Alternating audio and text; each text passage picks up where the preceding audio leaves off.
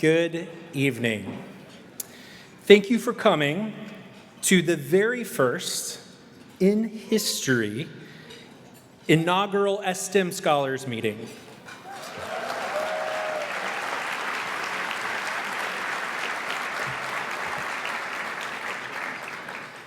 It is thrilling to have so many STEM scholars here meeting, with meeting mentors here today.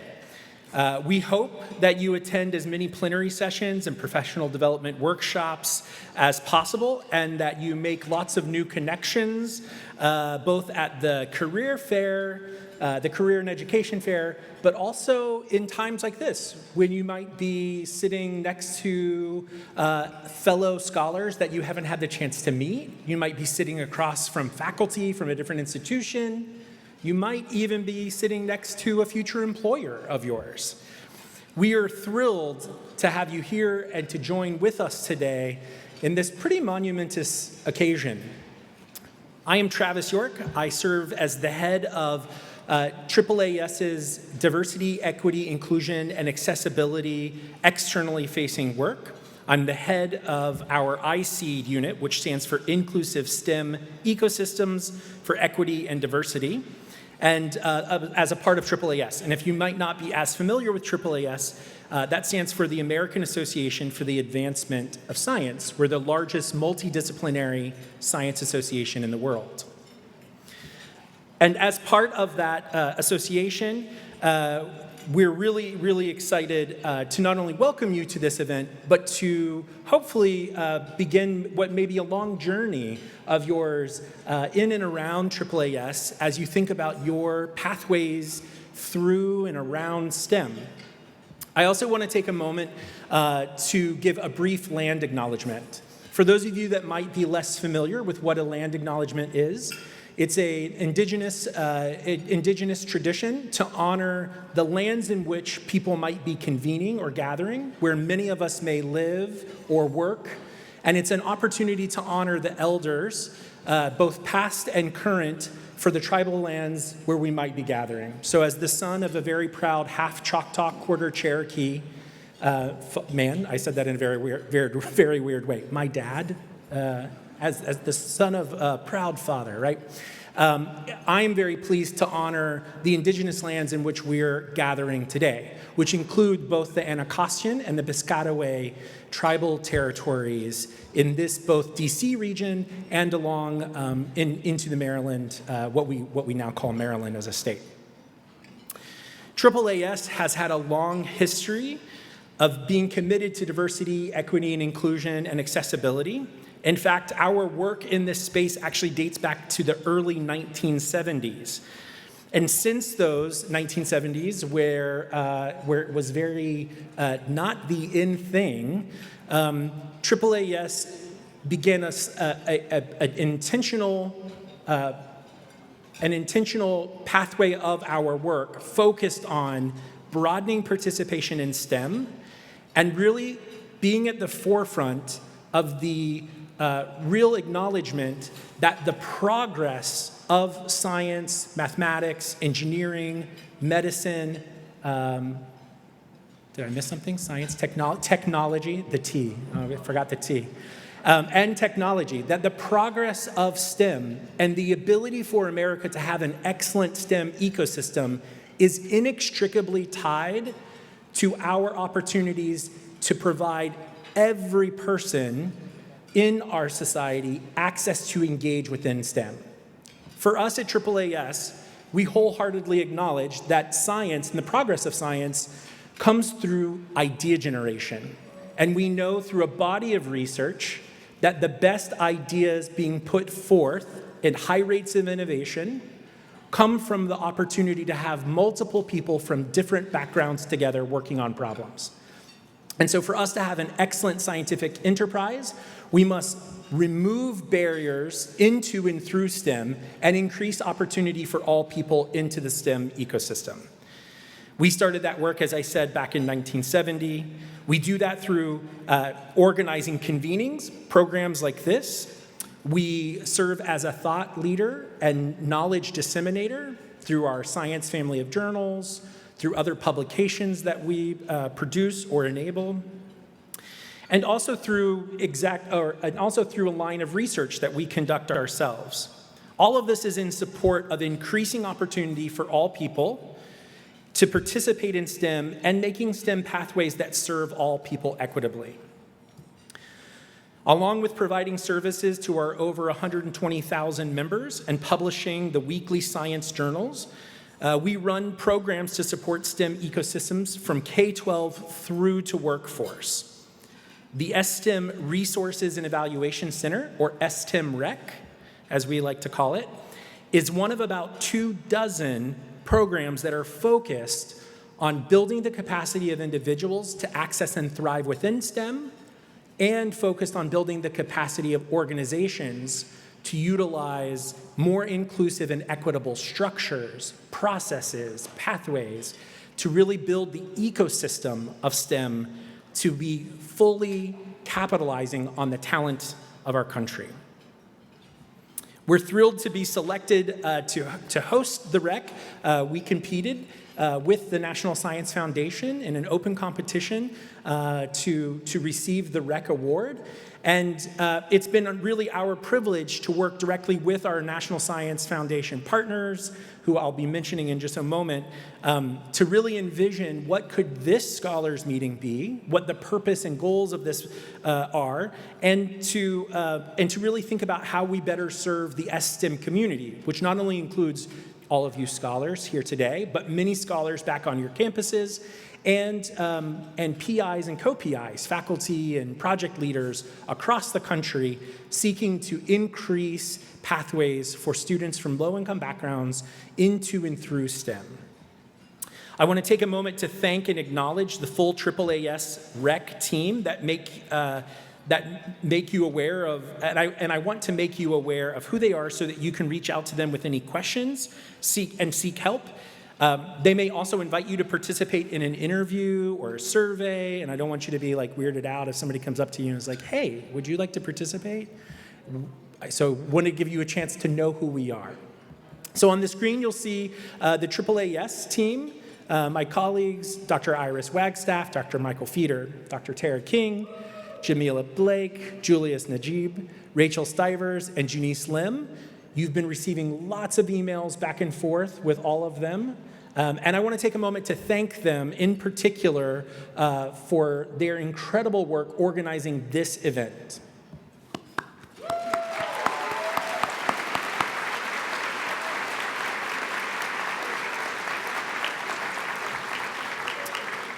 We also have members from our partnering organizations within the REC that will be here.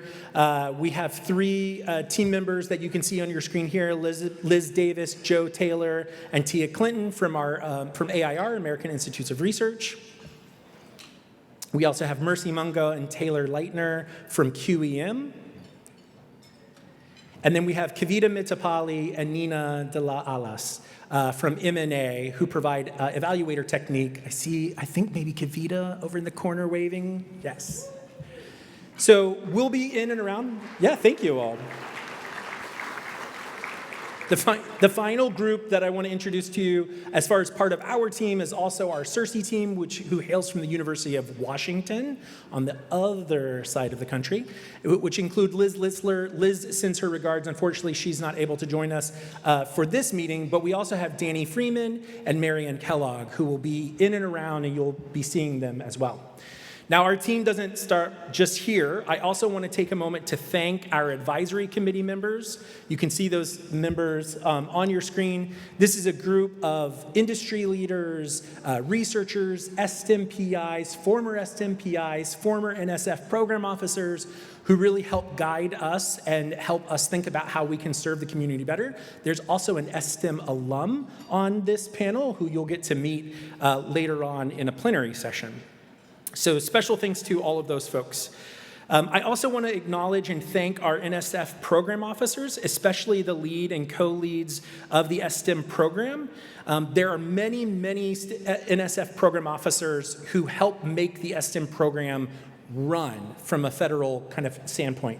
So I'll ask if any of our NSF colleagues those of you that are here, if you don't mind standing, I know I see several over here.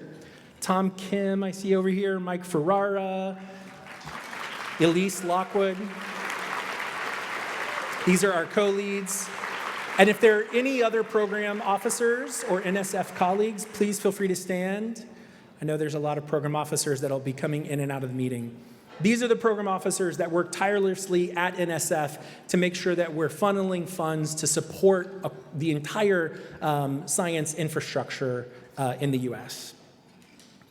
And continuing our thank yous, we're also thankful for the contributions of our meeting mentors and our career and education fair exhibitors. If you're a meeting mentor, please do us the honor of standing where you are for a moment. Stand, please stand. Yeah, be brave.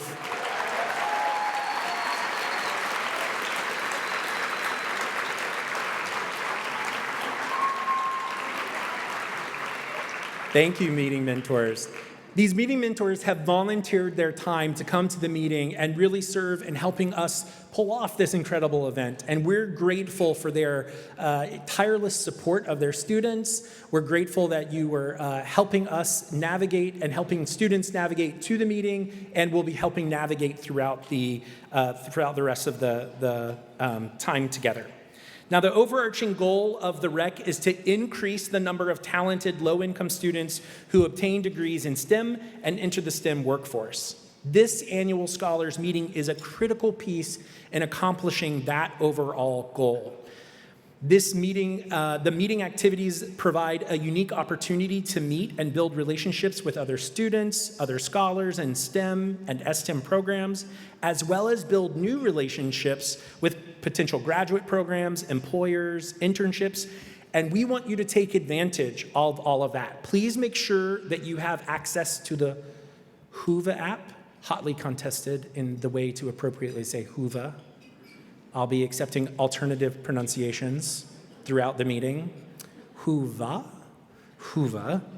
And I've seen that many of you have been staunchly competing on the leaderboard. Yeah, we see you racking up those points, creating meetups and guides. We really do hope that the Whova app gives you an outlet to connect with others during your time here. Now, we want to stress, we want you to participate in this meeting. Not just in meetups, but we want you to do both. We want you to do both. We want you to enjoy DC, where we are gathering for this inaugural scholars meeting. We'll be moving scholars meetings over the next several years across the country into different cities. So you'll be, one of the select group of scholars that can say, yeah, I was at the DC meeting, the first ever scholars meeting. And we really hope that you'll use the Whova app to get all of the information that you need. So in addition to fun meetups, you can exchange contact information, you can talk about research opportunities, scholarship opportunities, job opportunities, and it's also one of the primary ways that you'll be able to interact with our speakers. So throughout the session, throughout the convening, we will monitor Q&As in the Q&A in every plenary session in the Whova app.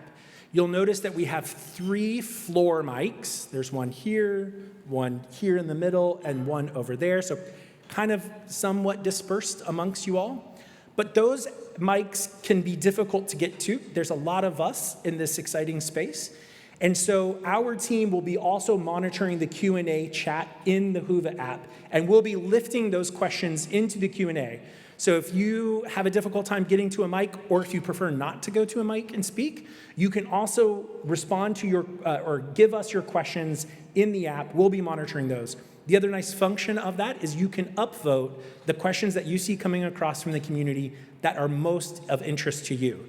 So we encourage you to use floor mics, but we also encourage you to use the app for Q&A.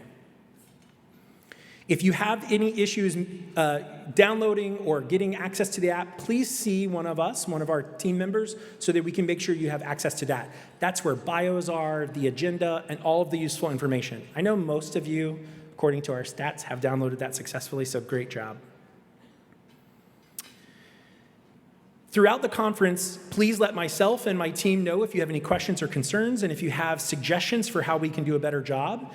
We'll be looking, now that we are having our first exposure to this great group of scholars, we'll be looking to garner feedback continually from you, not only in this meeting and post surveys, but also through our virtual community in LinkedIn that we've established for STEM scholars.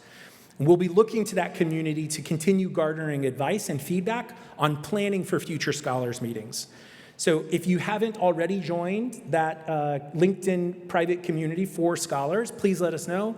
We will make sure we send out information through the Whova app announcements to make sure you have quick and easy access to that. But let us know if you need help with that. Finally, in addition, there are about 100, as I mentioned, there are about 100 meeting mentors that are with us. Please don't hesitate to ask them for help. They are literally here to support you all in navigating. How many of you, is this your first time being at a STEM conference? Can I get a show of hands? That's incredible. Welcome to the first of what I'm sure will be many exciting conferences in your future. It's my pleasure to introduce our first speaker, Jaye C from the National Science Foundation, to give some opening remarks. Jaye is the Deputy Division Director for the National Science Foundation's Division of Undergraduate Education.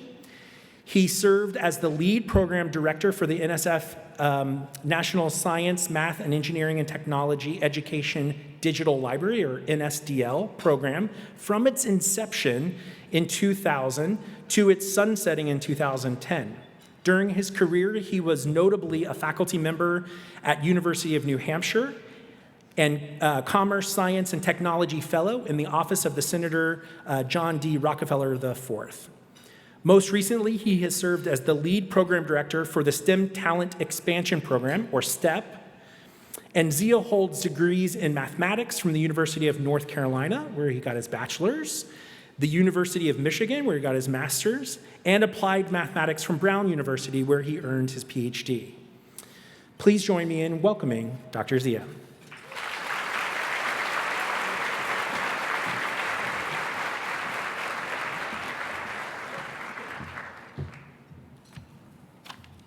Hi, everyone. Sorry, let me unload here, but I have to get a cough drop just in case I need that. Thank you, Travis, and your team from AAAS. Thank you, Tom, Mike, my colleagues on the team NSF, team STEM from NSF. To this fantastic crowd, welcome to this inaugural event. Welcome to Washington and the greater Washington, D.C., Maryland, and Virginia area. Also known as DMV, which when I first moved here, I thought Department of Motor Vehicles. As Travis noted, NSF has never held a gathering of students who are directly impacted by our grant funding, and so we're so happy that you're part of this inaugural event. And as Travis has noted, we hope there are going to be, this is just the first of many. The energy in this room is palpable, and I know you have lit up Whova, or whatever you want to call it, in a way that only those can whose facility with technology far outstrips people like me. We are really inspired by your passion. You are here because of your academic talent, interest, and commitment to STEM. And it is so gratifying to me and my NSF colleagues that there are many more of you back home who you are representing and who share these same traits. And you look like America. Please give yourselves a huge round of applause.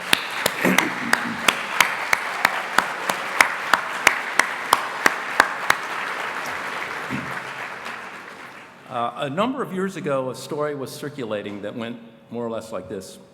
In the future, the workplace will have a dog, a human, and a machine.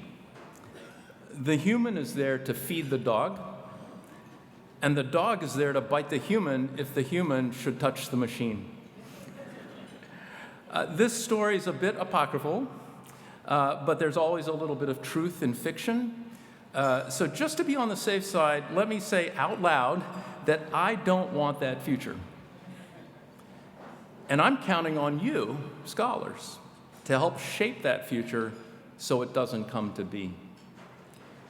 And along the same lines, remember that when ChatGPT spews out a response that is sometimes astonishingly on the mark and then spectacularly off the mark, remember that ChatGPT has merely made a prediction, but it has not made a decision, it has not made a choice, it does not know how to persuade, it does not know how to read body language or read the tone of someone's voice. It cannot show empathy nor give comfort to those in need. Those are uniquely human traits, and that's where you come in. You and your fellow scholars at home and your new friends here are the next generation of STEM professionals who together will tackle the major scientific, economic, environmental, and societal challenges we face as a nation. You will do so by engaging in research, generating questions, making decisions, listening to and persuading colleagues, in short, by being who you are. Moreover, I want to encourage you to be ambassadors for NSF and the value of federal investment. The longtime member of Congress from Massachusetts, any Massachusetts crowd? We can shout out to Massachusetts. There we go. Barney Frank used to say, "Government is the name of the thing we do together." The STEM program is a perfect example of that adage. The U.S. has a need for highly talented STEM professionals, and there is that transcends state borders and industry sectors. They're needed everywhere and in all places. While there is a ready supply of foreign nationals who can fulfill this need, it is also vital for the nation to grow its own seed corn, you. STEM was created to turn visa fees that companies pay when they bring in foreign talent into support that builds our nation's capacity to improve STEM education for our own citizens. No one state or industry could do such a thing. So it's fitting that the federal government seizes the opportunity to commit to a program that is for the public good. And the most important part of that public good is you. So welcome to Washington. Have an amazing meeting. I know it's already kicked off so well, and good luck. Thank you very much.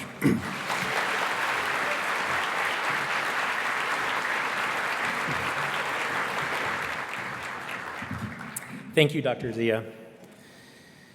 It's my pleasure to move us now to our keynote speaker for the evening, who we are really, really excited about. The keynote for today's event, Dr. Jaye C. Gardiner, a postdoc at Fox Chase Cancer Center in Philadelphia, PA. For as long as she can remember, Dr. Jaye Gardiner has been interested in both science and art. First wowed by science after placing celery in colored water in her Chicago classroom, she's also spent her spare time learning how to draw her favorite cartoon characters. Originally thinking she would have to choose between her passions, graduating from Macalester College with a bachelor's of art showed her the value of interdisciplinary thinking. Moving on to graduate school at the University of Wisconsin-Madison, Dr. Gardiner found ways to combine these two passions while obtaining her PhD in cancer biology. Through teaching undergraduates and co-founding the Science Comics Initiative, JKX Comics, now a postdoc at the Fox Chase Cancer Center in Philadelphia, Dr. Gardiner continues to pursue her multifaceted interests. At the bench, her research focuses on the fibrotic tumor microenvironment of pancreatic cancer and how the cells responsible, fibroblasts, are epigenetically regulated. When not pipetting, did I say that right? Pipetting? I'm a social scientist, y'all. While not pipetting, I think that's right, she continues to increase access and exposure to STEM by illustrating scientists' trading cards and comic books, conducting STEM education research, and public speaking. It's my extreme pleasure to welcome Jaye to the stage, where I'm sure you too will be wowed by some of the exciting things she's been doing.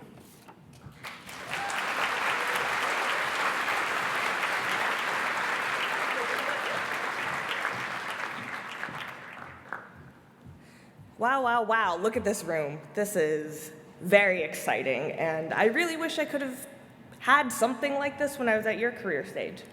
So before we get started, I wanted to let this be a little bit more interactive than me just talking at you for a while. So if you want, feel free to take a picture and go to the QR code, or you could go to the website and enter it, and just type in words that you think of when you hear scientist. And we'll come back to what you all think at the end of this talk. So I'll give it just a little bit so you all can grab your phones out. We're not in class, so you don't have to be reprimanded for being on your phone. All right, does most people have it? No, I still see some phones coming up.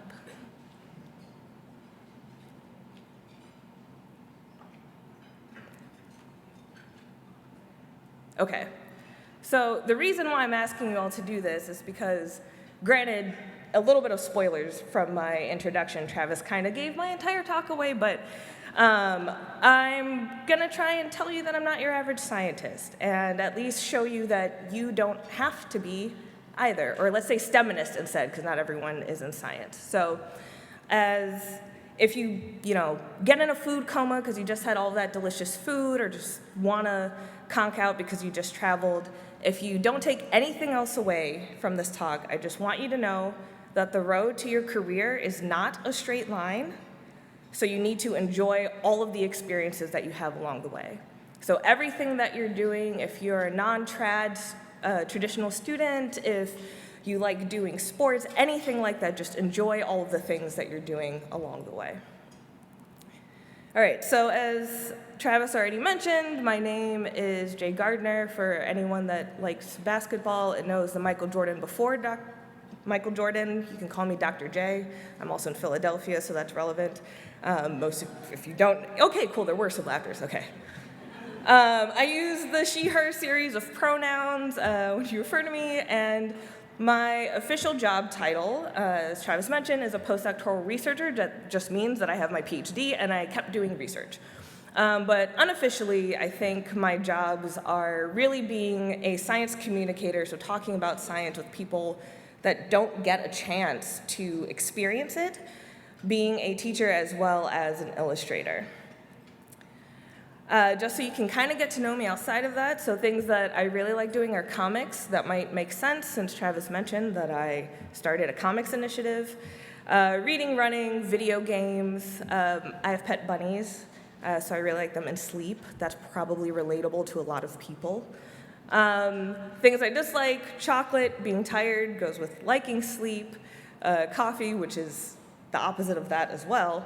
But also unkindness. So while you're going about, so many of you raised your hand saying that this is the first time that you're at a conference, just be mindful of that, right? So people that have experienced this before, be kind, and also just be kind when you're asking questions, to not punch down on anyone, because we all have so many different experiences. So with that being said, how did I get here to talk to you today? Well, on a hot summer in July, so no, we don't have to go that far back, but it is important to at least start with a bit of my childhood. So specifically, I am the child of immigrants, so my parents came from Belize, which is a small country in Central America, but I was born in the US and I grew up in Chicago, so really, really big city. And for the longest time, I always had an interest in drawing. So when I was a kid, seeing all of the favorite cartoons, Rugrats, that's not on the slide, but anime, anything like that, I would watch them, try and draw all of the different characters that I could see. And honestly, I really thought that I was going to go to school to be an illustrator. So these are probably the oldest drawings that I could find from when I was about 13 or 16 years old. You can really see the anime influence there. But spoilers, I obviously did not go into illustration. And that's kind of because I love science, right? So when I was 6, that's when I was first exposed to the idea of science by our first classroom experiment, putting celery in colored water, and it turns the color of the water. And I thought that was fascinating. It was magic right before my eyes. But even though I really liked science at this point, it wasn't until I was in high school that my teachers really fostered a love for this science. So these are my two high school teachers, Mr. Coy, who's on the left side, who was my chemistry teacher, and Miss Ortiz on the right-hand side, who was my AP biology teacher. And they just made science so fun that I couldn't think of anything else to do with my life. So when graduating from high school, I said, okay, let's try this science thing. So I went to McAllister College, which is a small liberal arts school in St. Paul, Minnesota.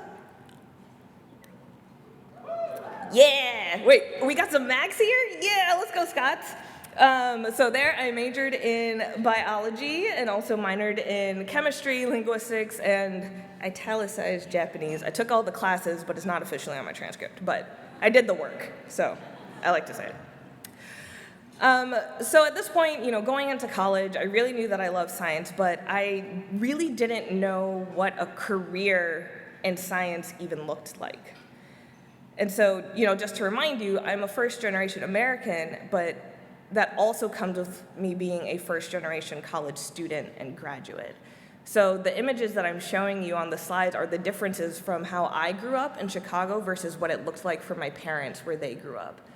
And I think even now, Belize is just starting to get universities, that now some of my cousins are able to go to college where my parents never even had that opportunity.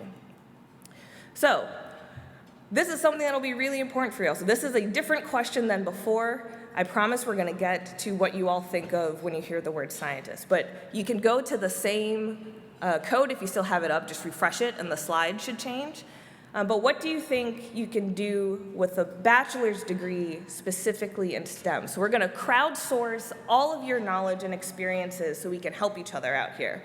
So just think back to what 19-year-old Jay didn't know about. What would you tell her? What would you tell yourself? What do you wanna know? And we'll come to this in a little bit. So for me, I really didn't know what I could do with this degree. I just decided that I was going to do it. But my sophomore year of college, when I took organic chemistry, didn't do well, but I took it, I had this really great opportunity arise. So there was a program that was specifically for underrepresented students, and I was able to get a small grant from them to do summer research. And with that, I was able to work at the University of Minnesota because with my school being so small, there wasn't a lot of actually opportunities to do hands-on research there. But thankfully, St. Paul is just 5 miles away from Minneapolis, so I could go there over the summer. And I worked in Dr. Lisa Peterson's lab, who is also a Mac alum. And she has an environmental cancer toxicology lab. So I really got to get my first hands-on research experience because of this grant. And even though I'm not going to go into the science, I want to focus a little bit more on the path. I had a lot of outside interest too, because remember, we're talking about the entire journey and the experiences that we have. So while I was in college, I did cross country and track and field, club volleyball. I did work study, so helping to pay for my college education. I got to do it in the chemistry department, so I still got to have hands-on things with science, even though it was my work study, so I was a chemistry teaching assistant. I made really fantastic friends, some of which are, so the two photos on the right-hand side, they are at my wedding from last year, so really lifelong friends that I was able to make. But also I learned how to be an adult, and I don't really want to undersell that point. Being an adult is hard, hard. And so if you're doing all of these classes, if you're working at the same time, just know how incredible all of you are doing this while being an adult, because you're also figuring out life at the same time. And so I just really want to give credit for that. All right, so at this point, I'm going through college and I'm really thinking, what's next? So I did research and I really enjoyed it. So this is me at my very first poster session when I was 20 years old. I graduated, you probably knew that. But I didn't really know what to do after that. So let's go to your results to see what you can do with a bachelor's degree in STEM. So, wow, that is a lot of things that you all put up there. So research is the biggest word there in the center. We have going to graduate school, teaching, doing engineering. I like that change the world is there. That's really fun. I actually have a t-shirt that says she can change the world, so kudos to that person who put that there. That's actually kind of too small for me to see. You guys put in a lot of answers, so this is really, really exciting. I'll make sure that all of these, this word cloud can get shared with all of you so you can also get inspiration from what your fellow STEM scholars are saying. But, so what did I do going with my degree?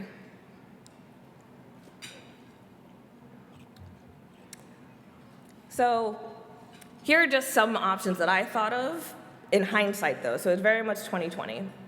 And there's far more than that. You all saw the word cloud that you all gave. So you could do a post-bac program. So that means post, similar like how I'm a postdoc. So after doctorate, a postdoc is after your bachelor's, or a post-bac, excuse me. So there are programs like that if you need a little bit more time to figure things out, or if you want to try and increase your GPA before applying to graduate schools. You can work as a lab technician, and that in and of itself is a career.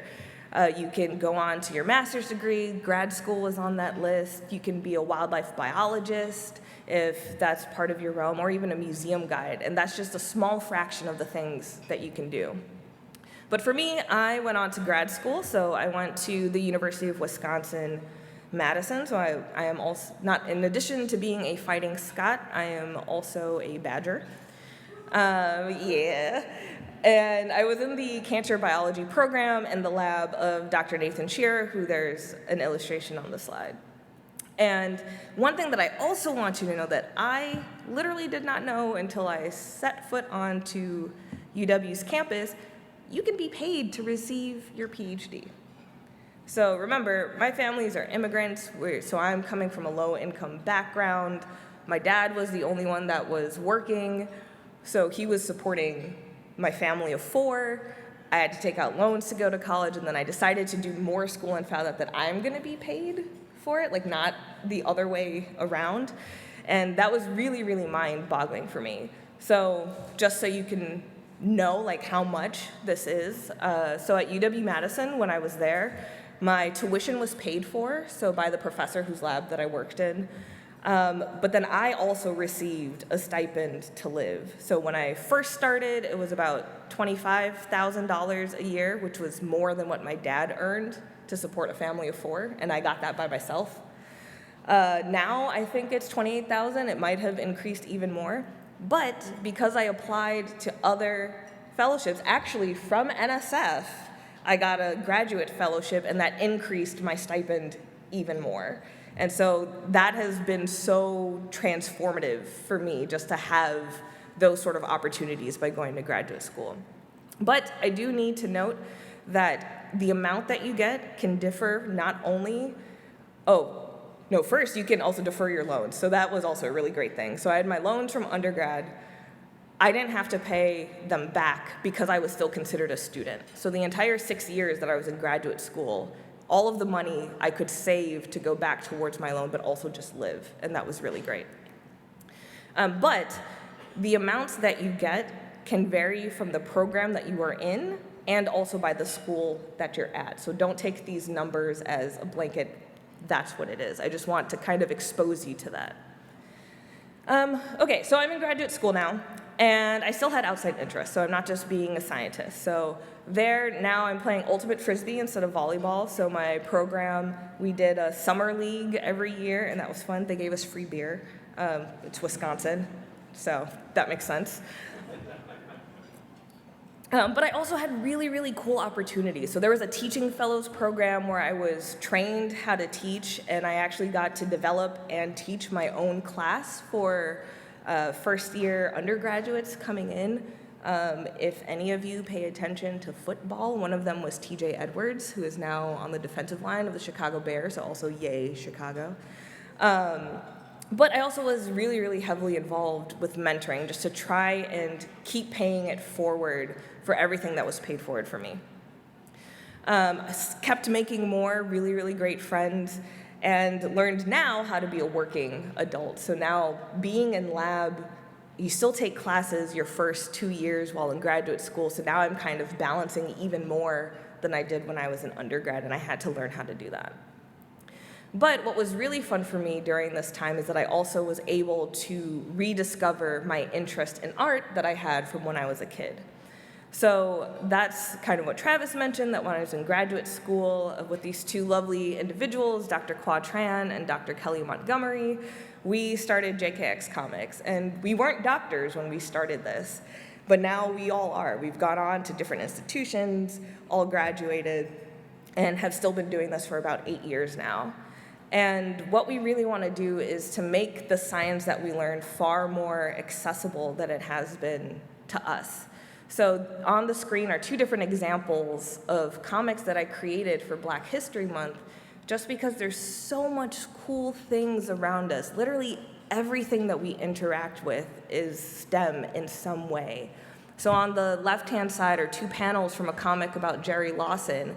So who likes to play video games in here? Just quick show of hands. A lot of people, right? When you play a video game, do you have to buy a new system for every game that you want to play?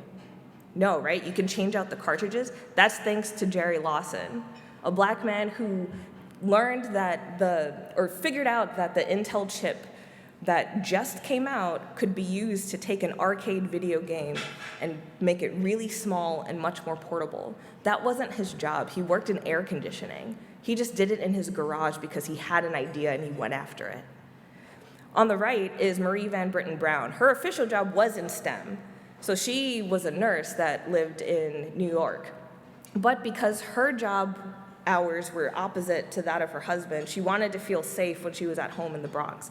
So she invented the home security system. So she made a whole circuit that she was able to see who was at her door without having to get up and open it herself and expose. So if you really like looking at TikToks, at Ring camera videos, you can thank Marie Van Brittan Brown.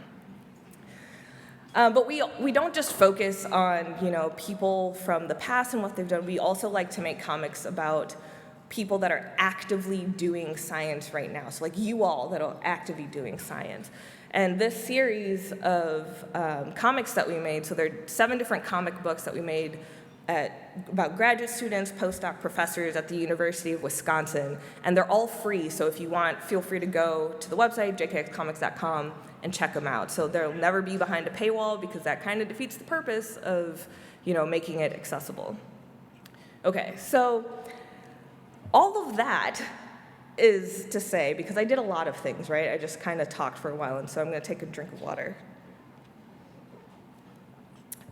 All of that is to say, explore as many things as possible. I just told you about all the things that I did in graduate school. I did a lot more than that because I also did research, and I'm not even talking to you about my science. But if you can explore as many things as possible, you'll both discover what you enjoy doing, and that's great for figuring out a career, but you'll equally figure out what you dislike doing, and that's really, really, really important so that you can make sure that you're not doing jobs that have things that you dislike. So for me, though, in terms of finding things that you enjoy, it was everything. So normally people kind of discern and start to focus on a career, and I'm just like, why choose? So at this point, I love research, teaching, and SciComm. Oh my, so what's next? So still enjoy it. I graduated again, but I don't know what to do after this. So really everything that I've been doing has been from the graciousness of mentors that have been in my life to kind of show me just a little bit further ahead down the road. But honestly, the possibilities are endless of what you can do if you were to go on to get a PhD. So here's just another subset of things. So being a product manager, going into consulting, so giving people advice on what they can do for their experiments, science communication, so doing that full time. So people at AAAS, they host a science communication conference. Doing science policy, if you like law, basically any interest that you have in some other field, you can combine that with science and there is a job for you. So for me, right now, my goal is to run my own lab. So not just to work in someone else's lab, but to be that person whose lab it is. And to really drive the innovation in what we do scientifically, but also keeping in mind teaching and mentoring, so having fantastic students like you all, and also science communication, so making sure that the really technical stuff that we do has a broader impact for the communities, that is not just only the people that have access to an education that can know what science is being developed.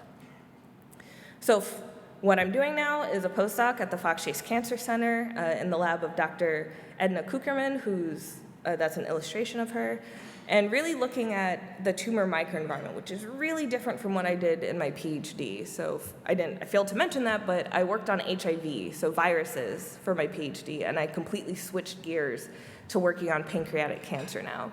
So even with staying in science or making a decision to explore science, I'm still moving around and learning the things that I like and want to do. But where does that leave me now? So I do research in the tumor microenvironment. I get to speak to a lot of people at scientific conferences, just like this one. I kept on teaching, except now I've done things with high schoolers and having them have their first research experience. And now I've also pivoted a little bit in doing STEM education research, so actually just trying to see what is effective for people. So not just making comics and just putting it out into the world and saying, here you go, but actually making sure that it's having a meaningful impact on people. So one fun project that I had was making scientist trading cards to help expose people to the different types of careers and just really see the people that are doing science.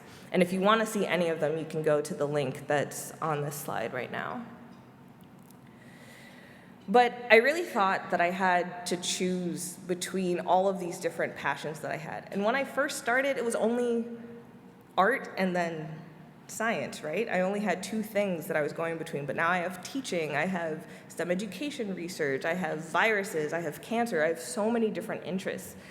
But I don't have to choose, and that's the really cool thing and that I'm excited about for my career. But specifically, if I think about my future, I want to combine it all because I don't want to choose. And that means that my career path is and probably never will be set. It's not set in stone. It's not something that I have to decide because of the major that I took. It's not something that you're pigeonholed into. There's always room for change. And it's really important to know that that's okay.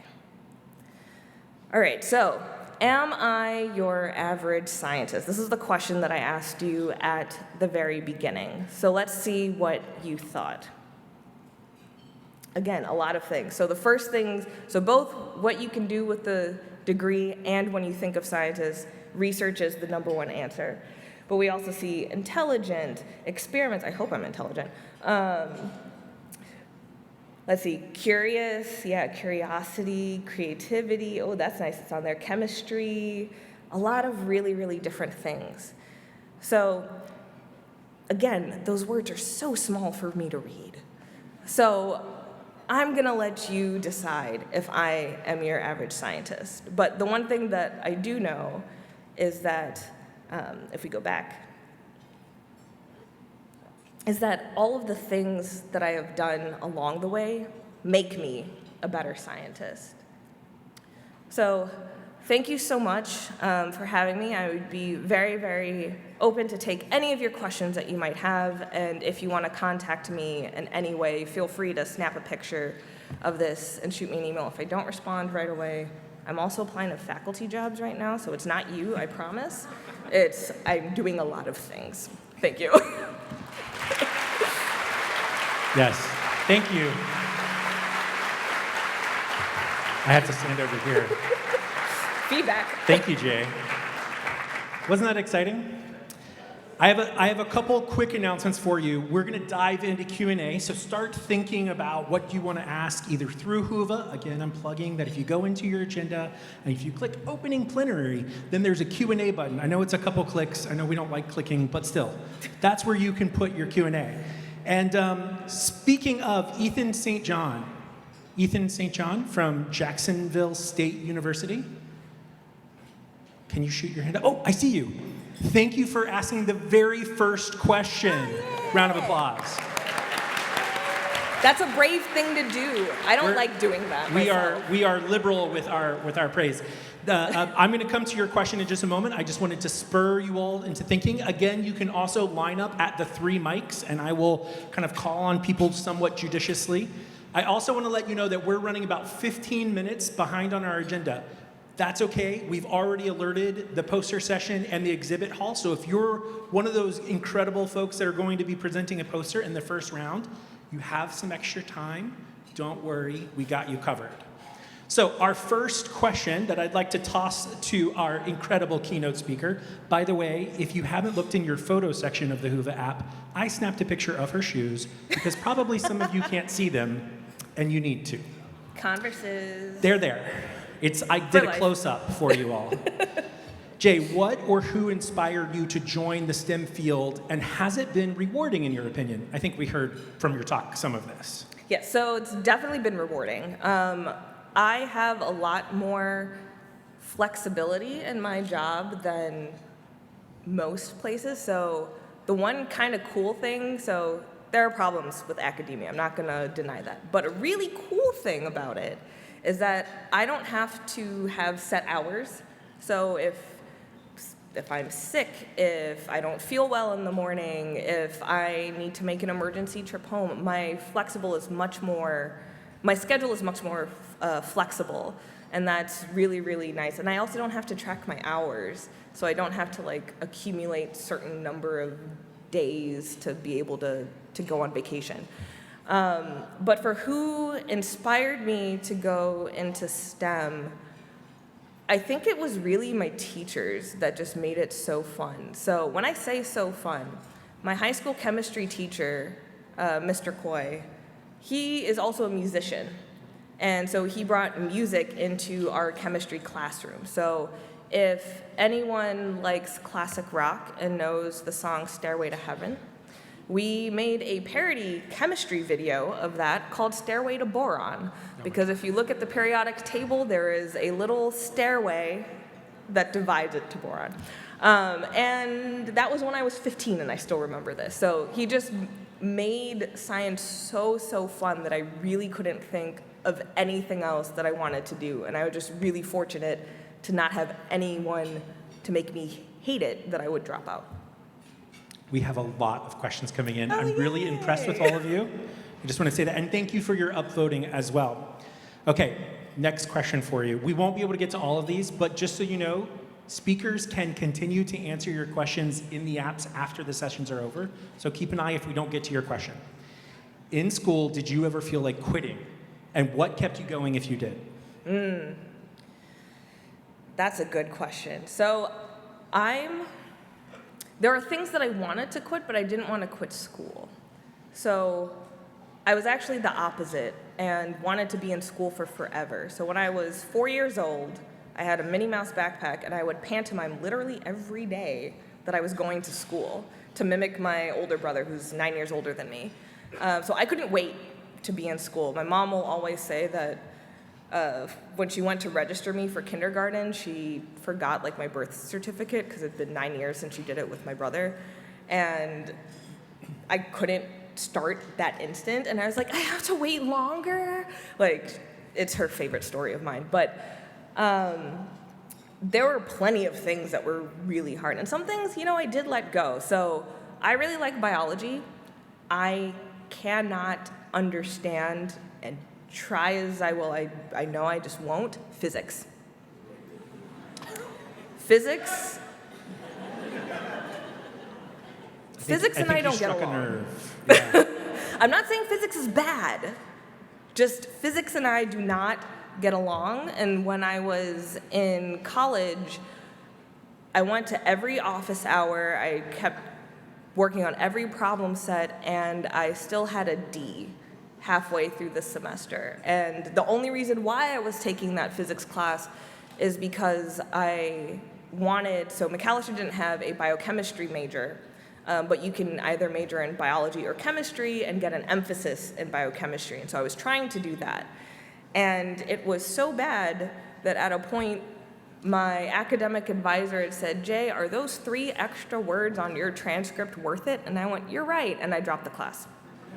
Because I would rather a W for withdrawal than an F. So while I never really thought about quitting school, I did definitely let go of the things that was not serving me or bringing me happiness. That question was from Max Ritter, by the way. Thank you, Max. I'm going to take moderator privilege here, and I'm going to ask you a question that I have for you. So I, too, am a first-generation college student, the first person in my family to go to school, to go to college, not just to school. My parents did go to elementary school. And you talked about the importance of mentoring in your journey. I could echo that, in particular, thinking that mentoring, and not just having one mentor, but having what sometimes we call, what is called in the literature, a constellation of mentors, nice play on words there, was super important for me, even thinking about like what I could do with my degrees, what I could do with graduate school, but also not wanting to be a faculty member anymore. I did that for a little while, wanting to do something else and helping me explore those. Can you tell us a little bit more about kind of your, I know this is a long question, but I'll try to make it short. Can you tell us specifically about how did you first start collecting or approaching mentors? So one of the great things about Macalester is that everyone needs to have an academic advisor. So when we first start, everyone was assigned someone that was related to our first year course. And my first year course was computer science, because that's where I was placed. But after that first year, you can choose someone in your degree, so what you're going to major in. And my first mentor was Devavani Chatterjee. She's absolutely fantastic. And I kind of found out about her just kind of, through the Whisper Network at your schools, where you can kind of figure out if a professor is good or not and if you want to take their classes. So I first found out about her that way. And then I realized, and this is only in hindsight that I can say this really, but I had a really, really great relationship with her. I'm still in contact with her now, over a decade from graduating from college. But I think what really worked is that I found the qualities that I liked in her, and then I realized what professors, when you take their classes and you can see how they interact with students, like if they actually care or if you're just a number, your grade to them, or just your student ID if you're in one of those really big lecture classes, and you can kind of start to see who has some personality and who you can approach or have a rapport with by going to office hours. I did not have a rapport with that physics teacher. Maybe that's why I didn't do so well. Sorry, physics person. But just kind of, sometimes it's also just who you vibe with. And the reason why I chose my PhD advisor was he went to a small liberal arts school. He went to Grinnell College. So it's like we bonded over going to small liberal arts schools. And even though, he's a white man and I am not that, we could bond over that experience, and he was willing to be, and still is, my advocate for everything. So it's really just by networking, going to conferences, I started to meet more and more professors, but also my peers that help mentor me. So I have friends now that are just a step or two ahead of me, that are giving me their faculty applications, that are giving me advice on how to write my materials, how to talk about my research, how to pitch myself so that people will want to hire me. So it's not even just the people that are teaching you. You don't have to go that far ahead. It's the people that are in this room can really be mentors to you as well. This is a great lead into our next question, which is asked by, I hope I pronounce this mostly correctly, Azali Gudri, who asked, can you speak about your experience as a woman in STEM? That's also a big question, so feel free to narrow it a bit. Okay, so I'm going to tweak that question to if I've had any problems with being a woman in STEM, right? So that'll make it a little bit more narrow, even though that's still a really big question.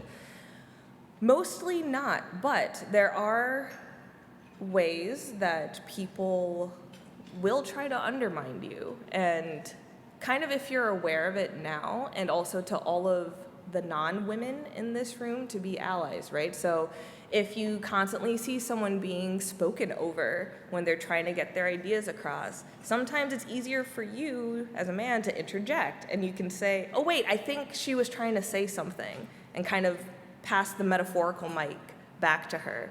I had, for a while in my PhD, I was the only female student, so it was me and 3 guys, and on the whole, they were great, but then sometimes, we would come back from a lecture with a visiting professor, and they would talk about science, and their body language would literally close me out, and I couldn't engage in those conversations. And so for a while, it was me finding the other people in lab to talk to, or, just trying to be as assertive as possible to just be like, oh, hey, I thought that was interesting. That connected to this thing that we do in the lab, don't you think? To try and be like, oh, yeah, she's here. And that can be tiring. I'm not gonna lie. So to try and wrap that one up, there are definitely issues. And I hope things are getting better, and I hope everyone in this room will work to make it better. Not just for being a woman in STEM, but also if you're underrepresented in any way. There's help. We need help there too. I'll do another little kind of shameless plug since we help support this program. But Jaye is also one of our If Then ambassadors, which seeks to inspire the next generation of girls and women in STEM. And so that's a collection of 120 women scientists in all fields of science that are seeking to do that work as ambassadors across the country. It's a little bright up here, so I apologize that some of you came up to the mics and I was like, oh my gosh, look at all these amazing questions on my phone. So I'm going to come to you all. I'm going to go to this side first, and then I'll kind of pivot back and forth. Hi, my name's Jonathan. Hi, Jonathan. So what you said about taking your interests and kind of infusing them into your path is really inspiring, because I changed my major like 4 days ago. Thank you. Congrats. Thank you. I hope you're still a STEM major. I am, yeah. Still 'Cause chemistry. otherwise, Still chemistry. And something I've been trying to do is, like, for my whole life, I've had an interest in art and things like that, and like queer literature and stuff like that. And so, do you have any, I guess everybody's path is different, but maybe not tips.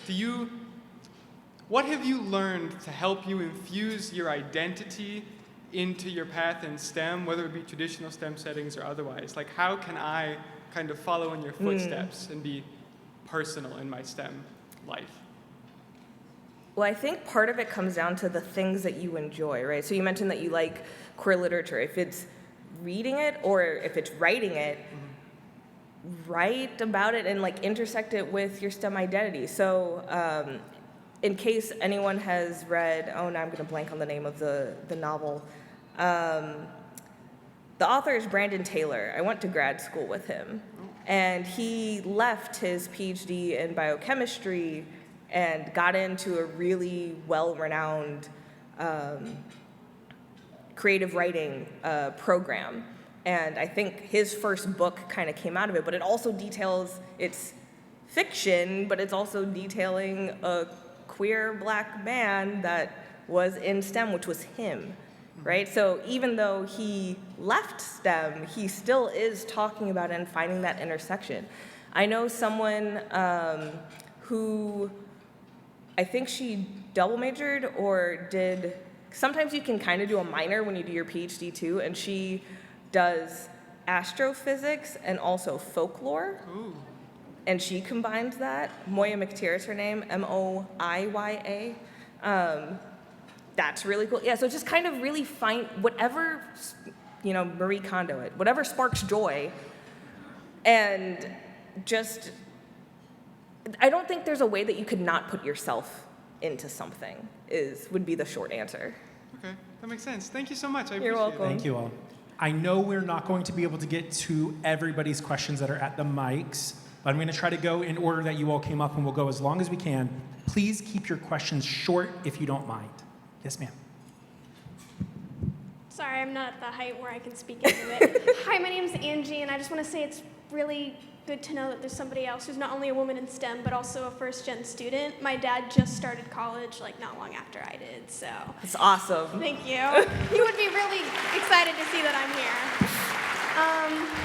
My question is that, so I get really nervous, especially when science and stuff, but I'm so into it and so excited, and I'm trying to keep education, art, and science all together. What would you think would be a really good route to keep that all balanced along with along with just trying to keep your presence there because not many people really listen to me.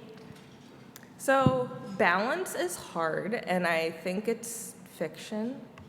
I had a 5-year-old tell me once when I told them what I do, and I think their parent had asked me, how do I balance it? And I said, I do whatever thing is on fire. So like whatever deadline is like right there in my face, that's what I'm working on. And then the 5-year-old was like, you're a firefighter. So I know that's not helpful in terms of advice, but like I think that's actually kind of the same space that I'm in, right? So it's, if anything, I'm adding more things onto it because I'm like, oh, how do I do STEM education research? And I just find people that I can collaborate with. So Travis had mentioned the If Then initiative, so the trading cards that I made was a part of a project that I did there with other ambassadors where one of them worked in conservation, one of them does STEM ed research, I like to draw, and we created a thing to teach middle schoolers about conservation via drawing and then assess it with research. So we kind of just brought all of our strengths together, so it's not necessarily that I have to hold every expertise. I can leverage the expertise of my friends around me. And that can also be a way to find balance. That sometimes if it's like, okay, I can't do this right now, I need to make this a priority. Or if it's on a project, it's like, hey, can you take lead on this and I'll take lead on the next one? Just kind of being flexible and giving yourself grace that there'll be periods that you just can't keep all of those balls in the air. For our next question.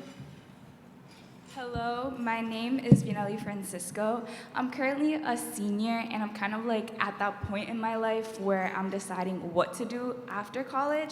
So I am getting a lot of advice from people, a diverse group of people, to kind of like get their perspectives. And so in my case, I have a very specific goal. So I'm studying electrical and computer engineering, and I want to work with, thank you, and I want to work with medical devices and improve them, especially for people of color, because they don't work a lot of the times for people of color, especially when it comes to the optics.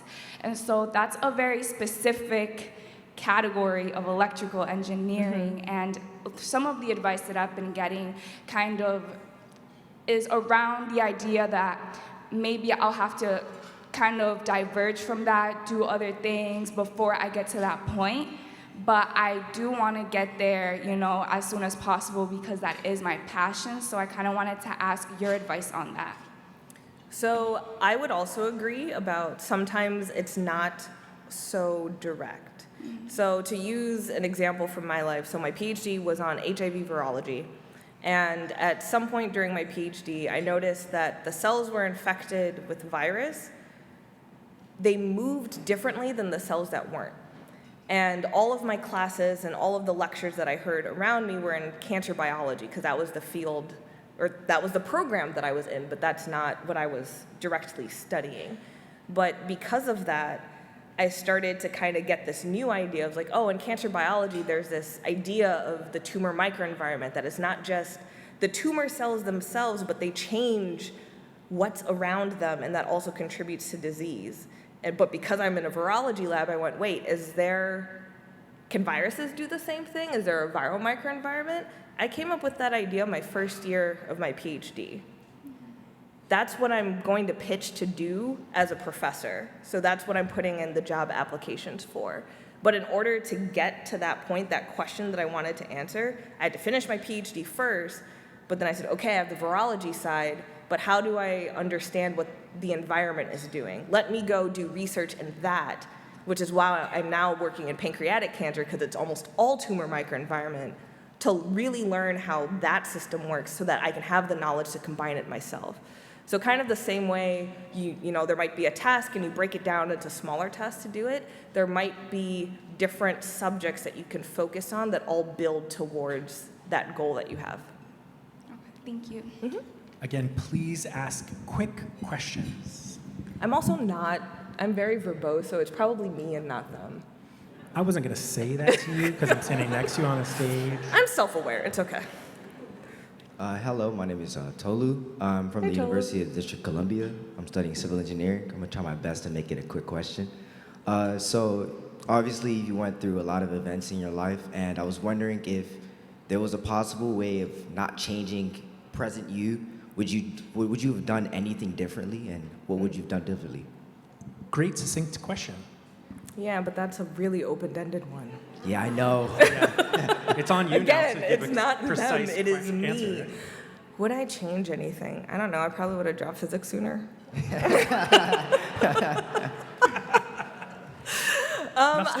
Yeah. I don't know. So, I mean,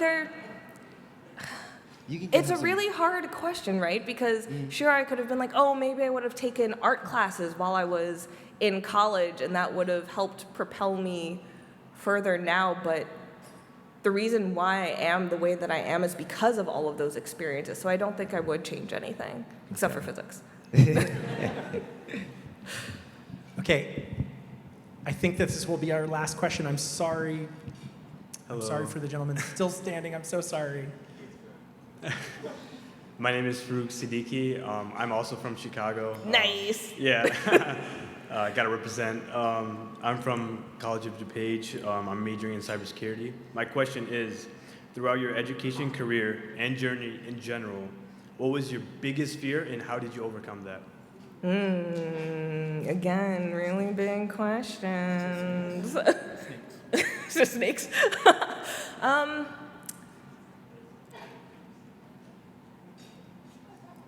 Probably my biggest fear was that I wasn't good enough.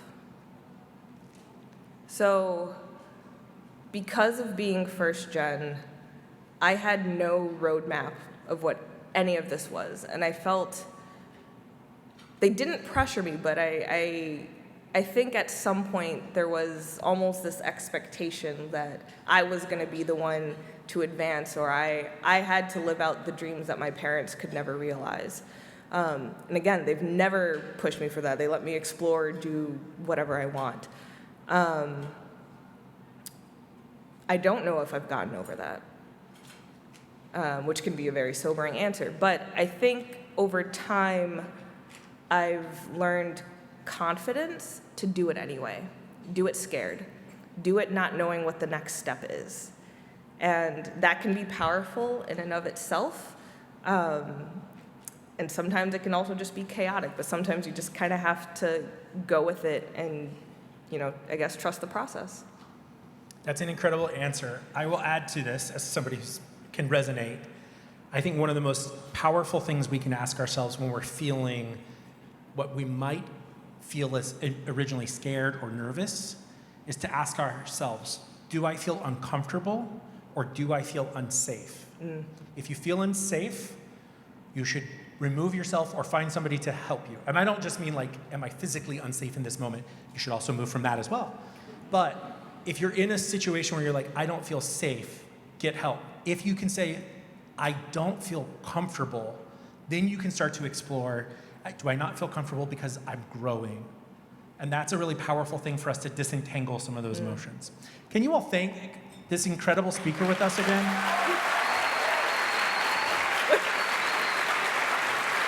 Thanks for dealing with my shenanigans for an hour.